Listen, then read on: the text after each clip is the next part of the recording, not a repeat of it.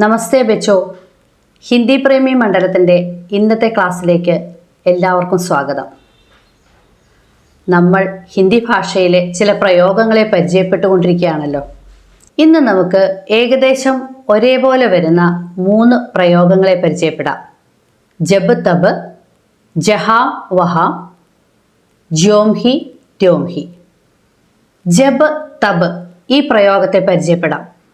ജബ് തബ് എന്ന് പറയുമ്പോൾ എപ്പോഴാണോ അപ്പോൾ എന്നാണ് അർത്ഥം വരിക.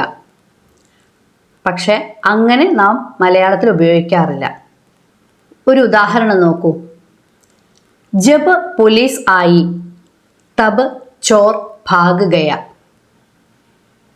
എപ്പോഴാണോ പോലീസ് വന്നത് അപ്പോൾ കള്ളൻ ഓടിപ്പോയി. പക്ഷെ മലയാളത്തിൽ നാം ഇങ്ങനെ പറയാറില്ല. പോലീസ് വന്നപ്പോൾ കള്ളൻ ഓടിപ്പോയി. നിങ്ങൾക്ക് മനസ്സിലാക്കാൻ വേണ്ടിയിട്ടാണ് ഞാൻ അർത്ഥം ഇങ്ങനെ പറഞ്ഞത്. വേറൊരു ഉദാഹരണം നോക്കിയാലോ. ജബ് അധ്യാപക് ആയേ തബ് വിദ്യാർത്ഥി ഉഠ് ഖഡേ ഹുയേ. അധ്യാപകൻ ക്ലാസ്സിൽ വന്നപ്പോൾ വിദ്യാർത്ഥികൾ എഴുന്നേറ്റ് നിന്നു. ജബ് സൂരജ് നികൽത്താ ഹേ തബ് ദിൻ ഹോത്താ ഹേ. സൂര്യൻ ഉദിക്കുമ്പോൾ പകലാകുന്നു. കൂട്ടുകാരെ, ഇനി അടുത്ത പ്രയോഗം എന്ന് പറയുന്നത് ജഹാം വഹാം. എവിടെയാണോ അവിടെ. ഇതും മലയാളത്തിൽ ഇതുപോലെ ഉപയോഗിക്കാറില്ല. ഉദാഹരണം നോക്കൂ. ജഹാം തും ജാവോഗെ വഹാം മേം ഭി ആവൂങ്ക. നിങ്ങൾ എവിടെ പോകുമോ ഞാനും അവിടെ വരും. മലയാളത്തിൽ നിങ്ങൾ പോകുന്നിടത്ത് ഞാനും വരും എന്നേ പറയാറുള്ളൂ. വേറൊരു ഉദാഹരണം നോക്കൂ. ജഹാം മേ രഹ്താ ഹും വഹാം നൽകാ പാനി മിൽത്താ ഹെ. ഞാൻ താമസിക്കുന്നിടത്ത് പൈപ്പ് വെള്ളം കിട്ടുന്നു.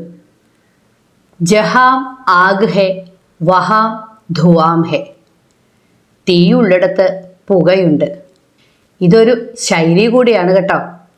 തീയുള്ളിടത്ത് പുകയുണ്ട്. ഒരു പ്രയോഗം കൂടി നമുക്ക് നോക്കിയാലോ. അടുത്തത് ജ്യോം ഹി ത്യോം ഹി. ഇതിൻ്റെ അർത്ഥം ഒരു പ്രവൃത്തി ചെയ്ത ഉടനെ അല്ലെങ്കിൽ ഒരു പ്രവൃത്തി നടന്ന ഉടനെ അല്ലെങ്കിൽ അപ്പോഴേക്കും എന്നാണ് അർത്ഥം വരിക. അതിൻ്റെ പ്രയോഗം നോക്കൂ. ജ്യോം ഹി മേം സ്റ്റേഷൻ പഹുഞ്ചി ത്യോം ഹി ഗാഡി ഛൂട്ട് ഗയി. ഞാൻ സ്റ്റേഷനിൽ എത്തിയ ഉടനെ വണ്ടി പോയി കഴിഞ്ഞു.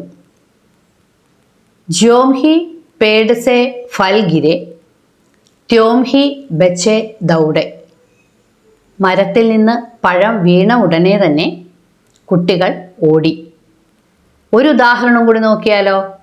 ജ്യോം he ഭൂകമ്പ് Hua ത്യോം he Bada വിനാശ് Hua.